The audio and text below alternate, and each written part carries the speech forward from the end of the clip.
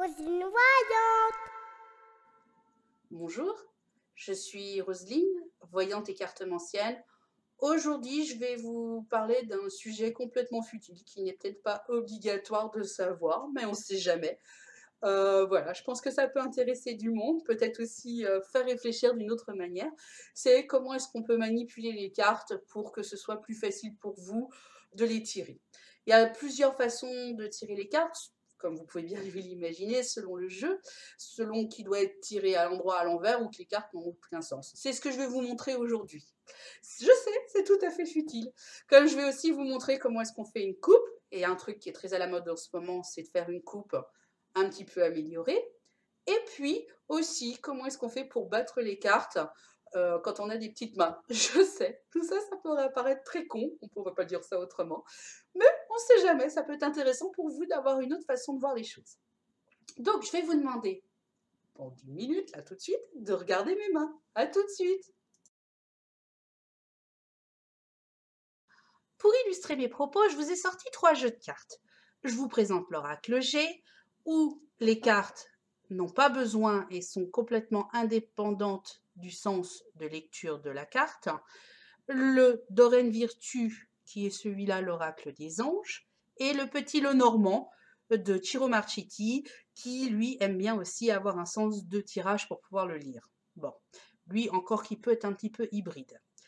L'oracle G, comme vous l'aurez constaté, ou je ne sais pas si vous le connaissez ou pas, pour lui, il est nécessaire d'avoir un ordre de tir, enfin un sens de tirage de cartes. Ici, par exemple, l'accident, qui est plus ou moins grave selon le sens de la carte.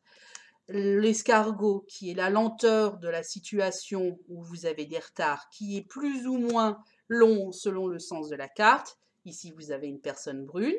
Ici, vous avez une personne blonde. Et d'autres cartes qui sont beaucoup plus neutres dans le sens de la sortie de la carte. En général, il y a des petits signes qui sous-entendent que les cartes... Il y a des petits signes. Ici, par exemple, l'oracle G, vous avez une lettre, un chiffre en haut ou en bas qui signifie que cette carte peut être regardée dans les deux sens. Ici, vous avez que le chiffre en haut et pas en bas qui signifie que la carte, elle est complètement dans un sens indépendant et qu'elle signifie la même chose qu'elle soit devant ou derrière. Le tarot de Marseille fait la même chose, etc., etc.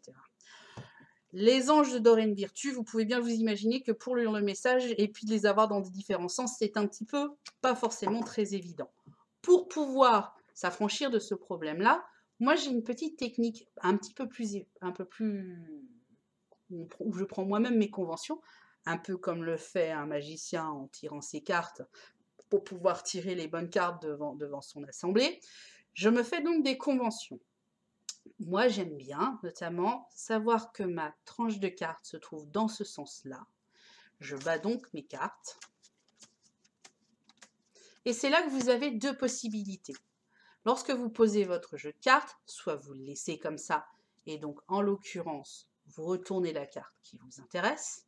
Comme ça, vous avez le sens du texte. Soit vous rebattez votre jeu de cartes. Vous voyez, moi, j'ai toujours en convention la première carte ici qui m'est importante. Oups, bah ça c'est important. Tiens, elle est pour moi. D'accord. Soit, du coup, quand vous avez terminé votre jeu, vous le retournez et comme ça, lorsque vous tirez la carte, forcément, vous avez le texte dans le bon sens. Essayez d'utiliser toujours la même convention. De la même manière, lorsque je pose des cartes, il est intéressant de reprendre mes cartes et de le remettre dans le même sens que les autres jeux pour pouvoir ne pas avoir ce problème-là lors du prochain tirage. Le jeu comme le petit Lenormand nécessite de la même manière ce genre de tirage où moi j'aime bien, enfin, mais paraît-il certains l'utilisent à l'envers ou à l'endroit et donnent une connotation différente. Personnellement, le petit Lenormand, je l'utilise beaucoup en tableau. Et donc en l'occurrence, je prends toujours la convention. Si je les avais mises comme ça, il faut que je recommence mon jeu. Il y a quelque chose qui ne va pas, il y a quelque chose qui cloche. C'est à vous de trouver votre façon de faire, mais faire toujours la même chose pour pouvoir que vous puissiez vous concentrer sur votre carte et votre tirage ou votre battage de cartes. Ça, c'est super important. Donc moi, en l'occurrence, qu'est-ce que je fais? Je reprends mes cartes et je vais les battre. pouvez bien vous imaginer que lorsque vous faites un tableau, comme c'est le cas pour le petit Lenormand, où personnellement il est plus intéressant comme ça. Je pose mes cartes et donc je vais retourner mes cartes dans le bon sens pour pouvoir arriver. Ça, c'est un petit peu plus fastidieux. Du coup, je fais bien attention à retourner mon jeu pour pouvoir être beaucoup plus à l'aise à positionner mes cartes. Pensez bien, toujours la même chose, et je répète 2 fois la même chose pour que ça soit important, à reprendre vos cartes et les retourner pour que tout soit dans le même sens. Faites les choses en conscience, ça devient une habitude, ça devient une petite manie. La deuxième petite partie, c'est sur la coupe. Alors, la coupe, comment est-ce qu'on fait une petite coupe? Il y a des modes, il y a plusieurs modes. Il y a la mode de la coupe, où vous battez vos cartes, en conscience. La coupe sert surtout et avant tout à vous aider, vous, à donner le là sur la consultation ou le tirage que vous allez faire. Ce n'est pas forcément un tirage à part entière, mais donne un petit peu la température de la situation.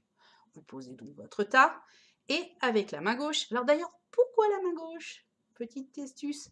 En fait, c'est pour vous lâcher prise, c'est pour vous lâcher un petit peu les choses, et que ça vous permette un petit peu de changer d'optique, changer de façon de voir les choses, pour que justement vous ne soyez pas trop agrippé sur la situation. Donc, je prends avec la main gauche, je coupe, et donc je vais regarder les 2 cartes qui se trouvent en dessous du tas. Vous avez une carte à droite, une carte à gauche. Par exemple, ici, j'ai un cheminement. Alors, lui, c'est un vol. Normalement, moi, je le vois en santé. Mais bon, il y a un cheminement par rapport à quelqu'un qui aurait pu voler quelque chose ou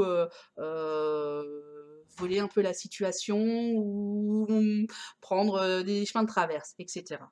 Il y a 2 façons de faire une soucoupe, parce que ça, c'est une petite mode un petit peu en ce moment, mais je vais en parler quand même.